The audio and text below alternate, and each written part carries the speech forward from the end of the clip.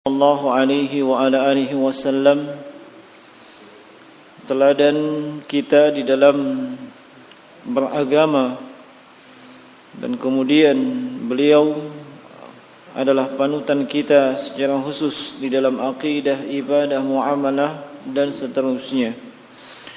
Dan insyaallah taala melanjutkan pembahasan kita di petang hari ini dalam kitab Kashfu Asy-Syubuhat, di mana di pertemuan yang lalu kita telah menyebutkan tentang ucapan muallif Syekhul Islam Muhammad bin Abdul Wahhab ibn Sulaiman rahimahullahu taala, bahwasanya beliau mengatakan agama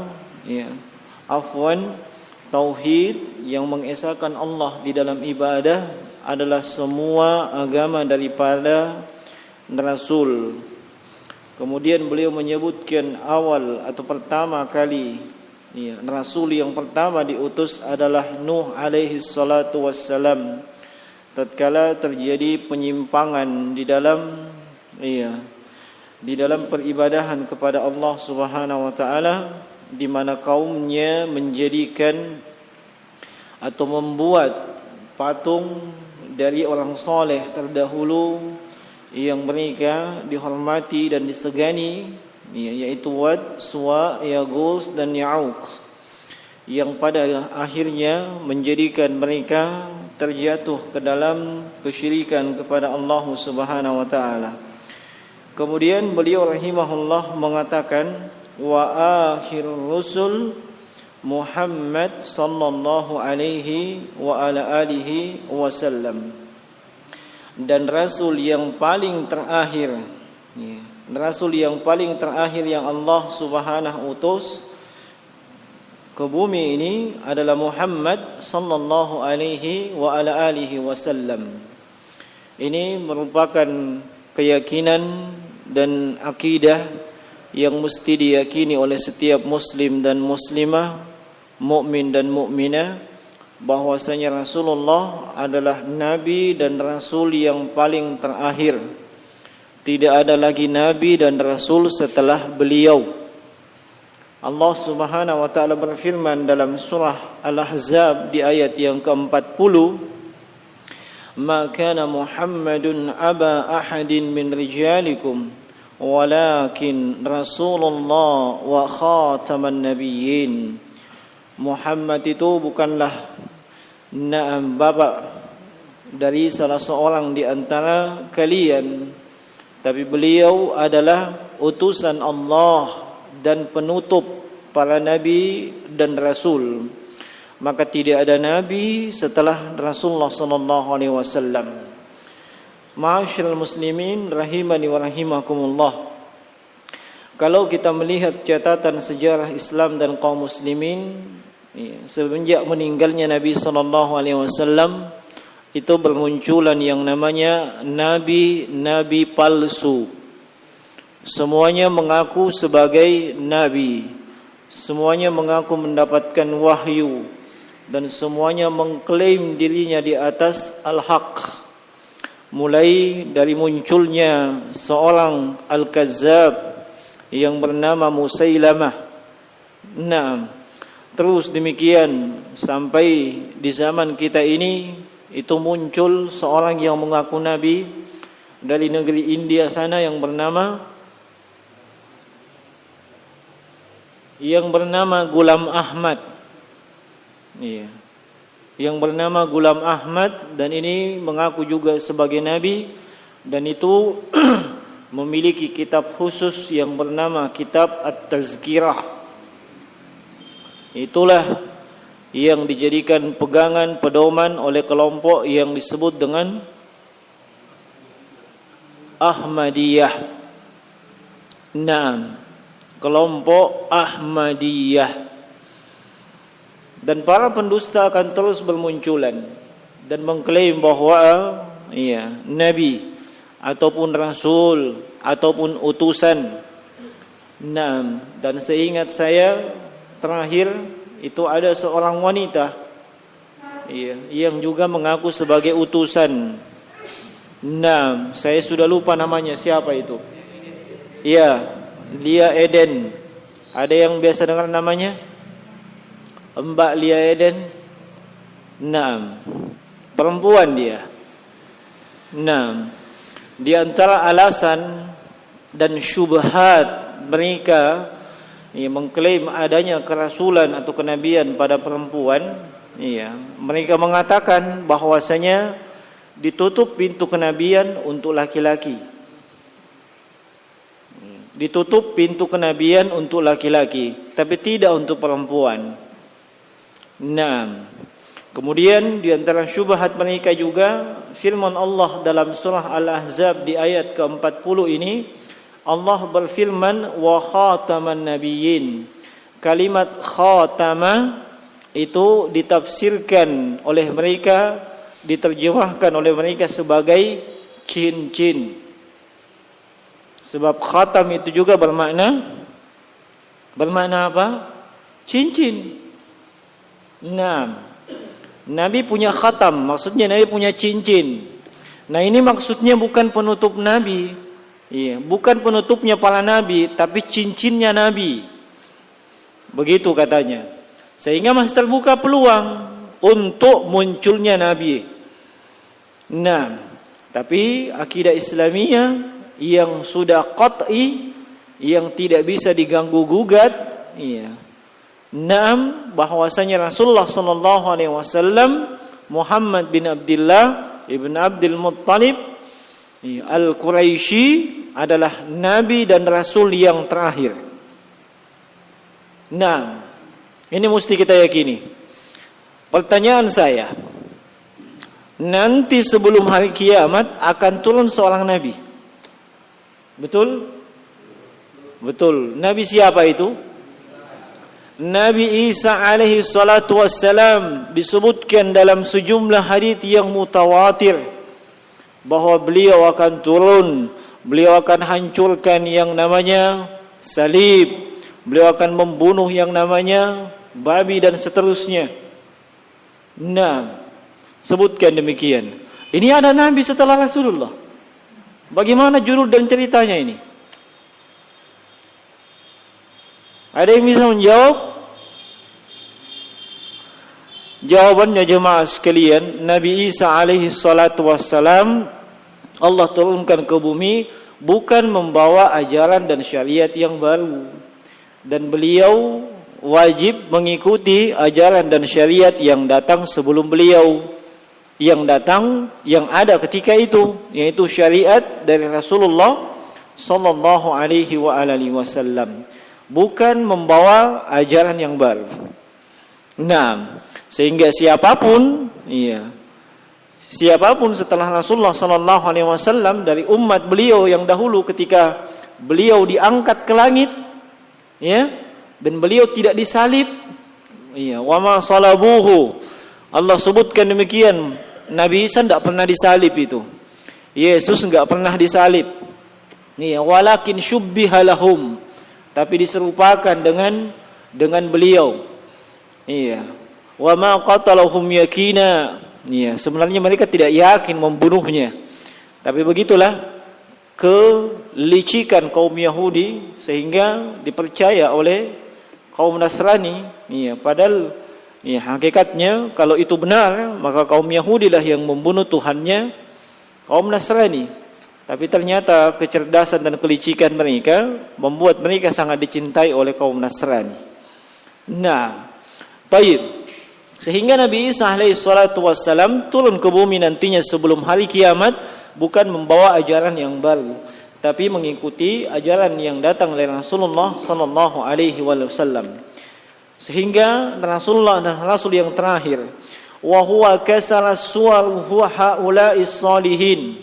Dan Nabi sallallahu alaihi wasallam yang menghancurkan gambar-gambar dan patung-patung orang soleh.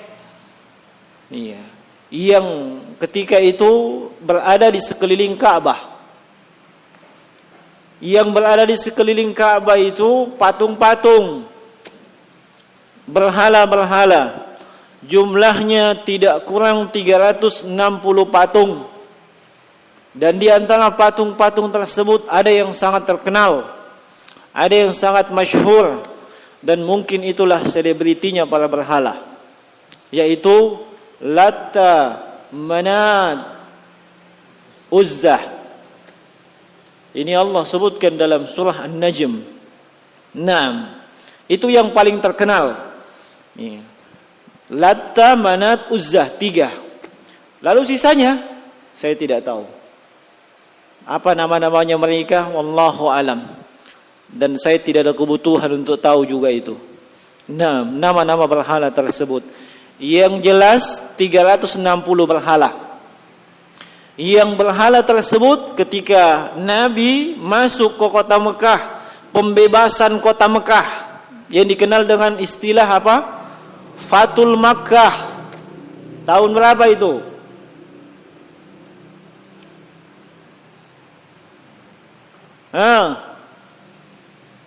Waduh, ini harusnya paham sedikit namanya sejarah Islam, dihafal-hafal sedikit.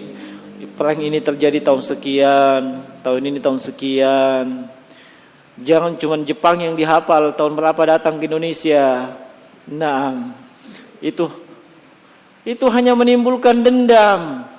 Iya kan? Iya, dihafal. Belanda 350 tahun, mulai tahun sekian sampai tahun sekian. Itu apa itu dihafal? Bikin dendam saja. Nah, ketika Fatul Makkah, jemaah sekalian, Nabi tidak melakukan peperangan sedikit pun. Beliau masuk dengan aman ke kota Makkah.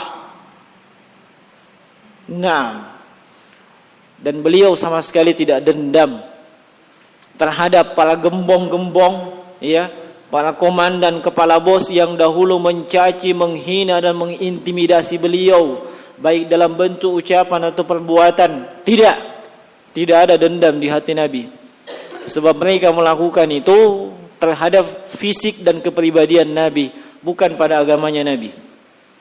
Nah, jadi tidak ada mereka dendamnya. Sampai siapa ketika itu? Abu Jahal, ya, Abu Jahal saja ketika itu masuk ke dalam, masuk Islam dah Abu Jahal.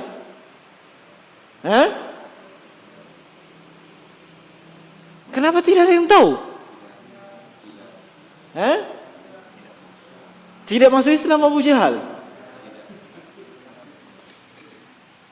Allahu Akbar. Anaknya Abu Jahal siapa namanya? Kalau Abu Sufyan, masuk Islam, dapat SMS antum. Abu Sufyan masuk ke dalam Islam. Nah, sampai anak beliau yang namanya siapa? Muawiyah bin Abi Sufyan. Kemudian ada juga anak gadisnya beliau namanya, Mas antum dah hafal anak-anak gadis? Habibah, Ummu Habibah, Ramlah bintu Abi Sufyan, diperistri oleh Rasulullah sallallahu alaihi wasallam. Nah, kayaknya pelajaran sejarahnya antum mesti ditambah-tambah. Iya. Iya, nanti kapan-kapan kita tambah dengan sirah nabawiyah. Tapi mesti hafal-hafal sejarah itu. Tujuannya apa? Banyak sekali pentingnya itu sejarah Islam dan kaum muslimin. Iya. Kita jadi tahu bagaimana mereka memperjuangkan Islam. Iya. Bagaimana mereka melakukan ibadah di tengah-tengah Islam yang diintimidasi. Tapi mereka tetap kokoh. Sementara saat ini kita walhamdulillah aman sentosa, tidak ada masalah. Nabi SAW menghancurkan semua itu yang ada di sekitar Ka'bah 360 sambil beliau membacakan firman Allah Subhanahu wa taala dalam surah Al-Isra ayat 81, wa qul ja'al haqq wa zahaqal batil innal batila kana zahuqa. Katakanlah telah datang al-haq dan hilanglah al-batil, dan sungguhnya al-batil itu pasti akan sirna.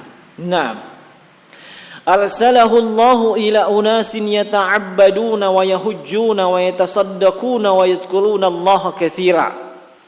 Allah mengutus Rasulullah sallallahu alaihi wasallam kepada kaum musyrikin Arab jahiliyah yang mereka ini yata'abbadun, mereka itu juga melakukan ibadah. Ini yang tolong digarisbawahi. Kaum musyrikin Arab jahiliyah itu juga melakukan ibadah. Wa yahujjun, mereka juga melakukan ibadah haji. Wa yatasaddaqun, mereka juga bersedekah.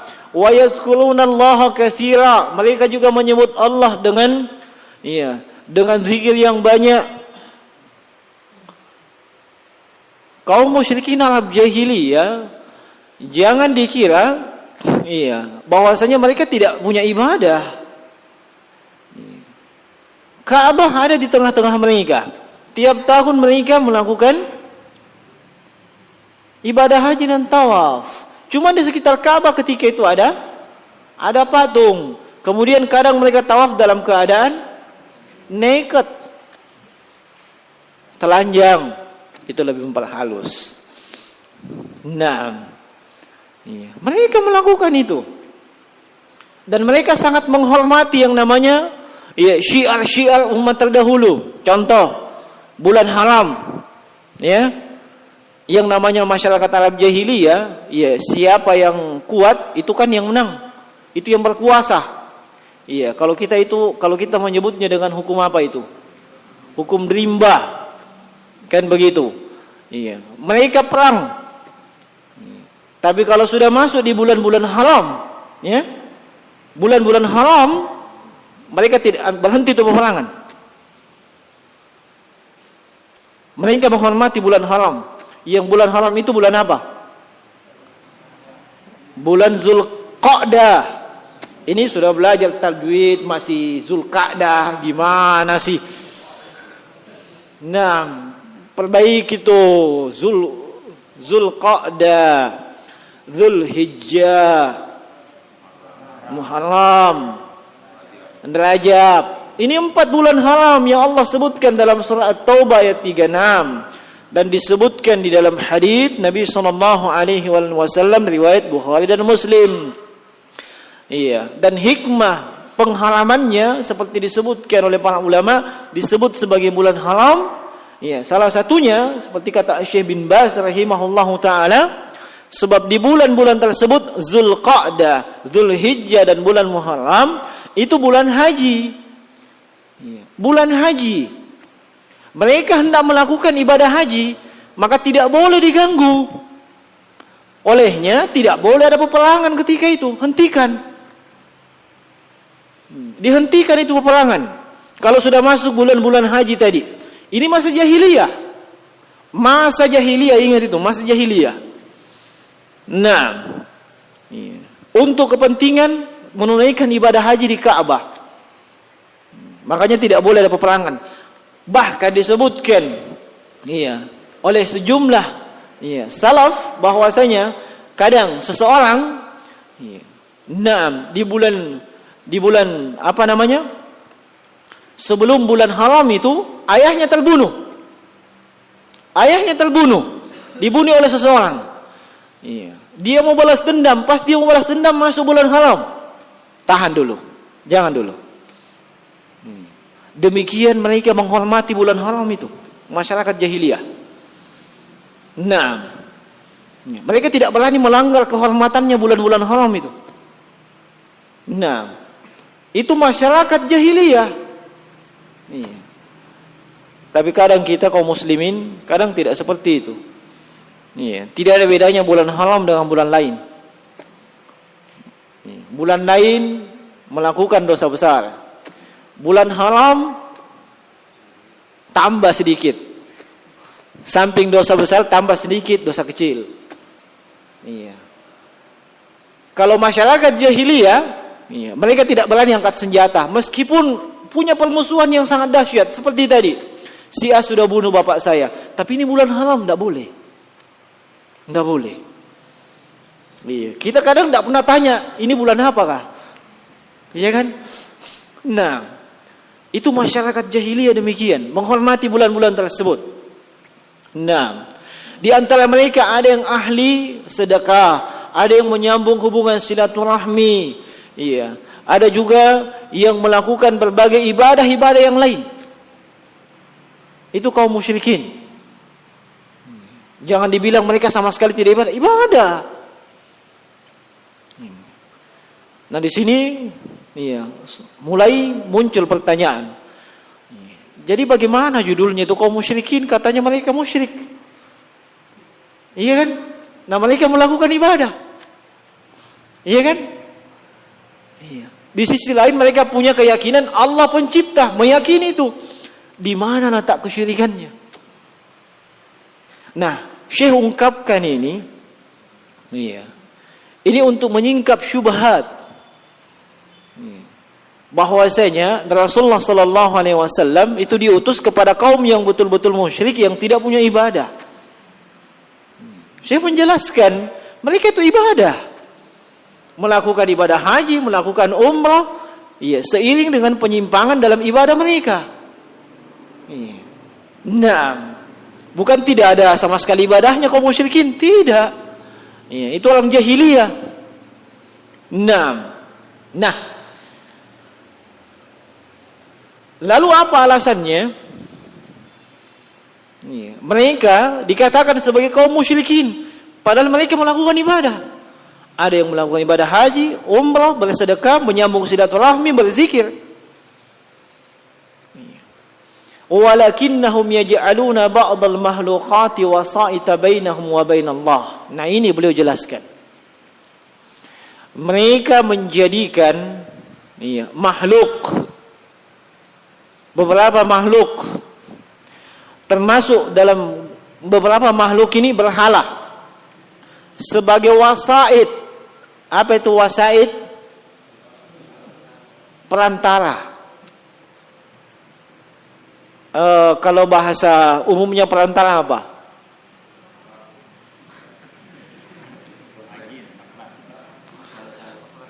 Ya, kalau jual beli itu namanya broker atau calo. Ini perantara A dan si B. Iya. A dan si B. Ini tidak, si A tidak pede komunikasi dengan si B. Makanya dia cari orang yang bisa komunikasi bagus dengan si B. Paham logikanya? Nah, kaum musyrikin tidak pede beribadah langsung kepada Allah. Ya. Jadi cari perantara. Perantaranya apa? Orang soleh yang terdahulu yang hebat-hebat itu ibadahnya. Nah, itulah Latta, Manat, Uzza. Itu, ini kan orang soleh dulu ini. Mereka punya prestasi ibadah mentereng, tidak perlu ditanyakan. Nah, begitu mereka meninggal, dibuatkan patungnya. Nah, kaum musyrikin itu mereka tidak merasa pede langsung kepada Allah, berdoa langsung kepada Allah. Datangi Latta. Supaya apa? Latta, Manat, Uzza ini dan berhala yang lain yang menyampaikan hajat dan doa mereka kepada Allah. Begitu maksudnya. Makanya dalam Al-Quran ucapan kaum musyrikin diabadikan oleh Allah. Mereka mengatakan ma na'buduhum illa liyuqarribuna ilallahi zulfa. Tidaklah kami beribadah kepada berhala-berhala tersebut illa kecuali supaya berhala tersebut mendekatkan kami kepada Allah. Mereka jadikan itu perantara. Jadi paham ya? Iya. Itu juga mengikis syubhat di tengah masyarakat bahwa mereka betul-betul menyembah ini berhala. Mereka jadikan perantara kepada Allah. Iya. Dan mereka juga mengatakan, dan itu diabadikan juga dalam Al-Quran, haula'i syufa'una indallah. Mereka itulah pemberi syafaat kami di sisi Allah. Itu tujuannya mereka menjadikan berhala. Sebab tidak pede mereka, tidak yakin. Misalnya berdoa langsung kepada Allah, tidak yakin mereka. Makanya pakai perantara itu. Berhala Latta, Manat, Uzza dan yang lain-lain. Di sini letak kesyirikannya. Iya. Kenapa? Sebab tidak boleh menjadikan sesuatu atau siapapun menjadi perantara antara seorang muslim kepada Allah. Hendaknya dia langsung beribadah kepada Allah. Di situ letak kekufuran dan kesyirikannya mereka. Nah, sudah paham ya? Nah, baik. Sekarang dalam kehidupan keseharian kita, saudara-saudara kita kaum muslimin yang datang ke kuburan, apa mereka menyembah kuburan? Apa mereka minta kepada penghuni kuburan? Tidak. Coba tanya mereka. Yang datang ke kuburannya Gus Fulan misalnya. Kenapa kalau saya sebut itu ketawa tuh? Ada apa? Nah, Habib Fulan yang sudah meninggal ya? Iya. Yang kadang kuburannya lebih ramai dibandingkan masjid. Nah, mereka ke sana apa? Beribadah. Iya, nazar. Pokoknya subhanallah, kadang dari pagi sampai sore mereka di situ. Kalau Anda katakan Anda syirik, pasti mereka bantah. Loh, saya minta sama Allah. Saya minta sama Allah. Lalu ngapain ke kuburan? Sama dengan alasan kaum musyrikin. Ini kan orang hebat. Dulu orang Mapape ini tidak ada yang meragukan kehebatannya dia, kesolehannya, kemasyhurannya, selebritinya, tidak ada yang. Pokoknya dia dai 1,5 juta miliar umat misalnya. Tidak diragukan. Makanya kita ke situ saja. Nanti dia yang sampaikan kepada Allah. Ada kemiripan tidak? Ada kemiripan? Bukan mirip, serupa, sama. Iya kan? Iya. Makanya ketika antum bantah, mereka pasti membantah. Siapa yang minta kepada penghuni kubur? Tidak. Saya tidak minta. Pasti begitu dia bilang. Mereka juga berdoa, ya Allah, berikan saya rezeki yang luas. Ya Allah, sudah 10 tahun bisa cari istri, tidak ada istri. Pasti begitu mereka minta. Pasti pakai ya Allah. Bukan ya Habib. Kan tidak minta begitu. Lebih parah lagi kalau diminta begitu. Lebih parah lagi. Iya. Tapi dia minta ya Allah. Tapi dia minta di mana? Di kuburan. Di tempat yang bukan tempat ibadah. Kuburan itu bukan tempat ibadah. Tabe, bukan tempat ibadah di situ. Iya. Itu kuburan bukan tempat ibadah. Makanya, iya, tidak ada secuil pun riwayat dari Nabi kuburan dijadikan tempat ibadah. Dijadikan baca-baca Yasin, baca Fatihah, baca apa yang biasa itu kah? Yang biasa saya pribadi yang biasa tidak tahu kalau di sini ya. Kalau saya pribadi di kampung halaman saya di sana, di Kota Daeng sana, ada itu kuburan Panaikang. Iya, di kuburan Panaikang itu di sebelahnya Taman Makan Pahlawan. Di depannya itu ada taman bunga. Iya, bukan itu yang kita mau fokuskan. Yang fokuskan itu kuburannya. Setiap kita masuk ada orang yang tukang baca doa. Iya kan? Sebelum baca doa apa dia baca? Ada mi al-Fatihah untuk fulan dan untuk fulan dan fulan dan fulan. Iya. Tuh baca terus. Itu kan melakukan ibadah. Betul tidak? Iya. Kuburan bukan tempat ibadah. Nah, padahal dia tidak tahu hajat kita apa. Pokoknya ada bukunya itu. Iya toh? Yang dia sendiri tidak tahu apa maksudnya ini. Coba tanya artinya. Coba tanya. Sebab mereka itu melakukan yang seperti itu, kasihan.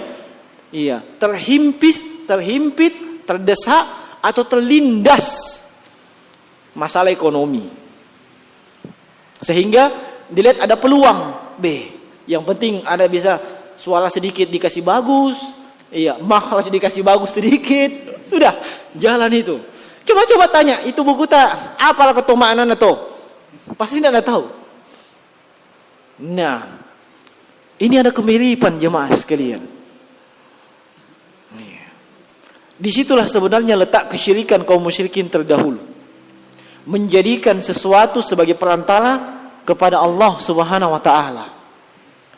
Mereka tidak meyakini itu berhala bisa memberikan makan, minum, tidak meyakini. Makanya kaum musyrikin ketika ditanya, "Man khalaqas samawati wal ard?" Apa jawabannya? Allah. Mereka tidak yakin ini berhala Lat, Manat, Uzza bisa menciptakan langit, menghidupkan bumi, mengatur. Tidak, mereka tidak yakin itu. Yang mereka yakini Allah. Cuman mereka tidak pede. Untuk sampai kepada Allah, ya kita lewat si Mas Latta aja lah. Iya. Mas Uzzah, iya, Mas Manat dan teman-temannya yang lain 360 berhala. Itu dijadikan perantara kepada Allah. Hati-hati jemaah sekalian. Nah, kaum musyrikin terdahulu, iya, mereka melakukan kesyirikan, betul, melalui hal seperti itu. Iya. Tapi iya, kaum musyrikin orang yang melakukan kesyirikan di zaman kita ini itu jauh lebih hebat, jauh lebih dahsyat dibandingkan kaum musyrikin terdahulu.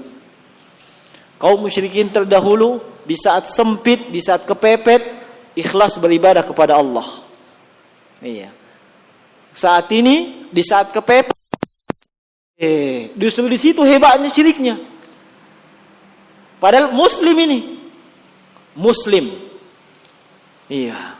Contoh saja, siapa yang pernah kehilangan uang, yang uang tersebut tidak ditahu, tiba-tiba kayak raib begitu saja, ditelan, pokoknya menghilang begitu saja. Iya. Biasanya kita datangi siapa? Hah? Sandro. Mau ditahu siapa yang ngambil itu uang itu? Bukan polisi. Polisi gampang itu polisi. Iya kan, Sandro. Ini di saat kepepet ini. Iya. Uang yang disimpan di bawah kasur. Di atasnya ada tulisan Al-Quran lagi. Iya kok? Tapi saya minta maaf bapak-bapak yang suka menyalahgunakan, suka menyelewengkan, melakukan tindakan penyalahgunaan terhadap Al-Quran. Al-Quran ditulis baik-baik, Al-Fatihah laka, apalaka, nah tindis ke uang yang nasimpan, supaya katanya tidak diambil sama tuyul, tidak diambil sama syaitan. Itu syaitan lihat tulisan tidak ada takutnya, mungkin nak ketawa aja ki.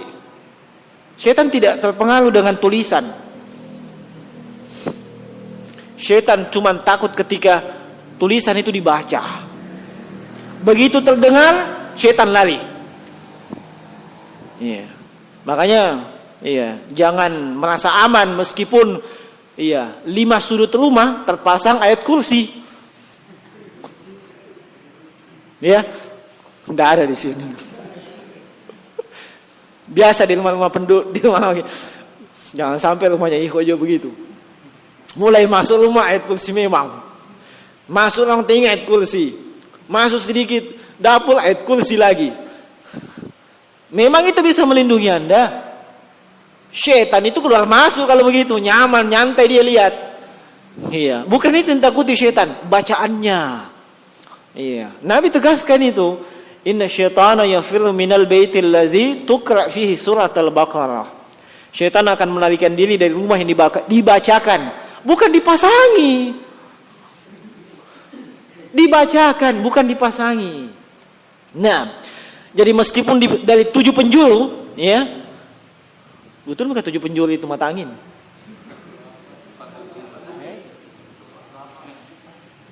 Iya, 4 penjuru mata angin dipasangi, uang di tengah-tengah, plus di atasnya ayat kursi, hilang. Luar biasa itu tuyul. Salaman tonggo kah masih? Iya, melakukan penyalahgunaan. Parahnya ketika itu di saat sempit seperti itu, bingung, kalut, panik dan seterusnya, apakah dia berserah kepada Allah? Iya, itu musibah apa tidak? Musibah. Iya, wa ma asabakum min musibatin fa bima kasabat aydikum. Apa saja musibah yang menimpa kalian disebabkan dosa-dosa kalian. Harusnya ketika itu astagfirullah, saya ada dosa ini sampai dapat musibah. Harusnya begitu. Iya.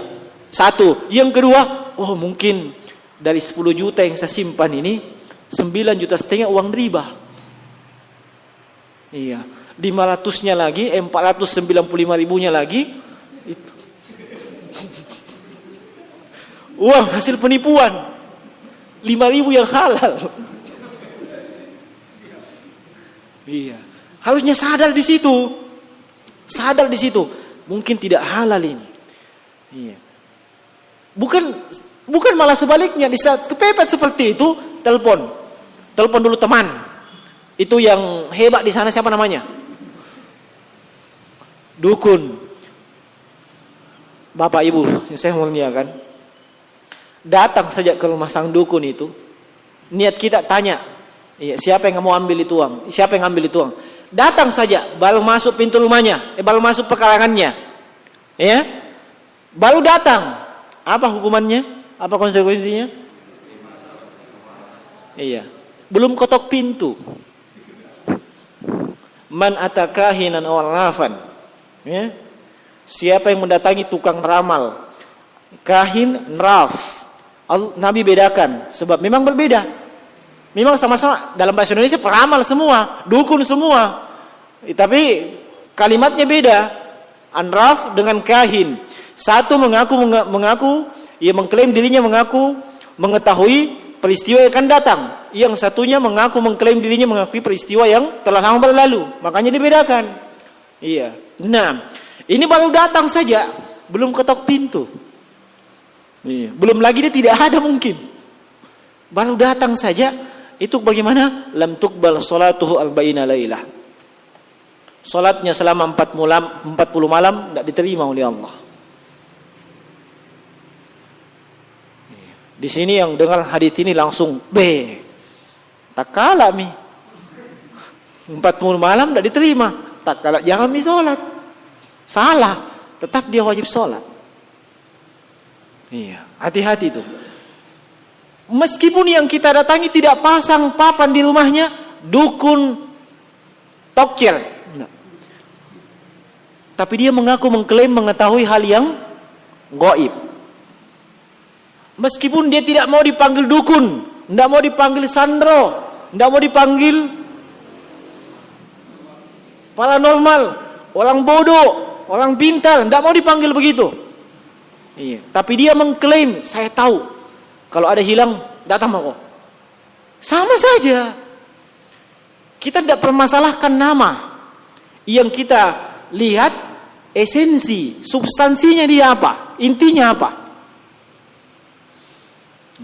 Lihat kaum muslimin di saat kepepet sempit malah melakukan syirik. Kalau kaum musyrikin dahulu, kapan di saat genting, ud'ullaha mukhlishina lahuddin. Betul-betul hanya kepada Allah mereka ingat. Nah lupa semua berhalanya itu. Nah lupa semua berhalanya. Di saat kepepet, saat genting mereka itu kaum musyrikin. Kita di saat genting, kepepet, tambah lagi syiriknya. Iya. Bukan cuma di saat genting dan kepepet, di saat kita sangat senang gembira malah melakukan syirik. Dapat uang 140 juta. Iya. Baca di iklan haji plus 140 juta. Bisa naik haji tahun ini. Iya. Setelah 140 juta. Iya. Gembira kan? Iya. Menunaikan ibadah haji, tapi sebelum berangkat ke tanah suci, ke Ka'bahku dulu. Potong kau di sana pakai supaya selamat kau pulang. Iya kan? Itu kebiasaan kaum muslimin itu, sama selamat kau pulang. Iya. Mudah-mudahan selamat pulang. Potong dulu ayam mau dulu. Siapa tahu tidak selamat tahu. Nanti kalau selamat pulang baru potong sapi. Iya. Ini kan bernazar yang syirik. Iya. Ini saat senang mau menunaikan ibadah haji. Lihat kaum muslimin. Iya. Makanya para ulama, benar ucapan mereka, kesyirikan yang terjadi di zaman kita ini jauh lebih dahsyat. Iya. Jauh lebih bervariasi. Iya. Jauh lebih banyak dibandingkan kemusyrikan orang jahiliyah terdahulu. Nah, ma'asyiral muslimin rahimani wa rahimakumullah. Sehingga kita sudah tahu di mana letak kesyirikan ke masyarakat Arab jahiliyah terdahulu. Masih ada waktu kan?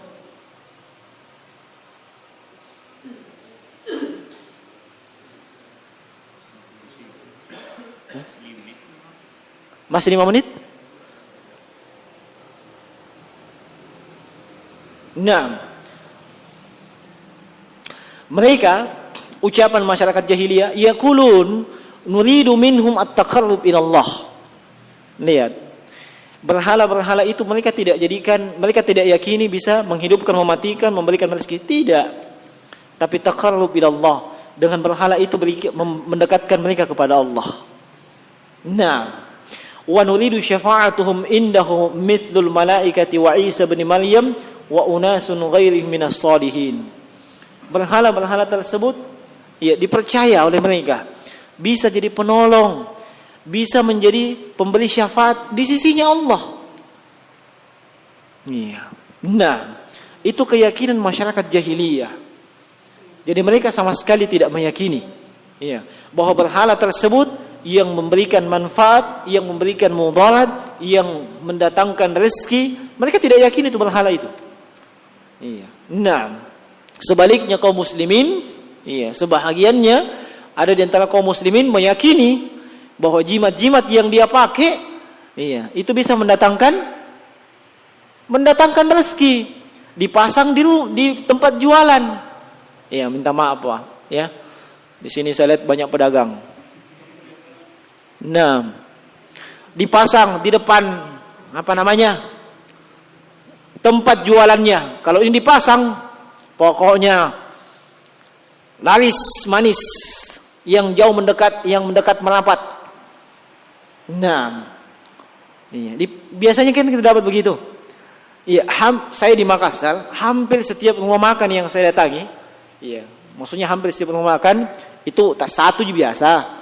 Iya, bukan juga tiap hari makan di rumah makan, tas satu ji. Nah, itu selalu ada tulisan-tulisan, iya, kayak tulisan Arab yang, iya, ada satu di Petarani, iya, ketika itu sebenarnya tidak sengaja, iya, sebab hujan, kita naik motor singgah, iya, ternyata perut keroncongan, iya, tapi untuk merealisasikan itu periksa dulu dompet, makalah misalnya. Periksa dompet, ternyata lihat daftar harga cocok, masuk. Sambil menunggu pesanan kita lihat itu. Iya. Yang layani kita perempuan berjilbab. Subhanallah, hampir besar jilbabnya. Tanya-tanya, "Bu, itu apa itu, Bu?" "Oh, itu nih, Pak. Kalau ada nanti usaha Pak, telepon Kak, nanti saya kasih begitu juga." Saya bilang, "Apakah itu?" "Itu dulu waktu ada orang dari Mekah kasih temanku itu nampak fotokopinya nak kasih Kak, tapi ternyata hebat fotokopinya saja." Bayangkan, saya bilang Masya Allah, selama itu ada katanya, itu pengunjungnya subhanallah, mulai pagi. Iya, itu kan sudah syirik namanya. Itu banyak. Iya, jangan, ini contoh saja rumah makan ya, bisa jadi dagang yang lain. Iya, di sebelah tamannya misal dipasang, bisa saja. Nah, di balik pot tanamannya yang dijual.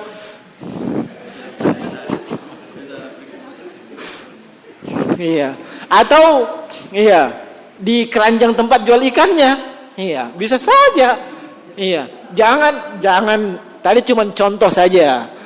Iya, di penjual berasnya di bawah kanduk berasnya simpan. Hati-hati. Kalau itu diyakini menjadi penglaris, ya, jangankan bacaan Al-Quran, jangankan bacaan biasa, bacaan Al-Quran saja itu sudah termasuk kesyirikan yang kecil. Sebab yang memberikan rezeki Allah, meskipun diyakini itu sebagai sebab. Yang lebih parah kalau itu dijadikan penentu. Iya, saya bisa dapat rezeki yang banyak, ini. Itu sudah syirik besar. Kaum musyrikin tidak begitu. Kaum musyrikin meskipun mereka menyembah itu berhala, mereka tidak yakin itu berhala memberikan rezeki, tidak. Makanya ketika mereka ditanya, "Amman yarzuqukum minas sama?" Siapa yang memberikan rezeki kalian? Allah. Itu kaum musyrikin. Iya, kalau kita jimat, jampi. Sekali lagi, kesyirikan yang terjadi di zaman kita jauh lebih dahsyat. Makanya kita belajar tauhid jangan dipandang enteng. Jangan disepelekan. Iya. Sebab berbagai model dan bentuk kesyirikan ada di tengah-tengah masyarakat. Kadang kita anggap biasa-biasa saja, tapi itu kesyirikan. Iya. Sekecil apapun syirik, itu dosa besar. Dan syirik akan menghapuskan pahala dari amalan soleh yang kita lakukan. Iya. Jadi jangan cuman saya mau fikih sholat saja, fikih puasa. Yang penting saya sholat, puasa, baca Quran dan seterusnya. Bisa jadi itu sudah terhapus disebabkan kesyirikan kita tanpa kita sadari. Nah, taib, sekiranya cukup ya. Iya. Tidak usah minta jawab ya. Sekiranya semua sudah jelas. Ya. Taib. Subhanakallah bihamdik. Nasyhadu an la ilaha illa anta astaghfiruka wa atubu ilaik. Assalamualaikum warahmatullahi wabarakatuh.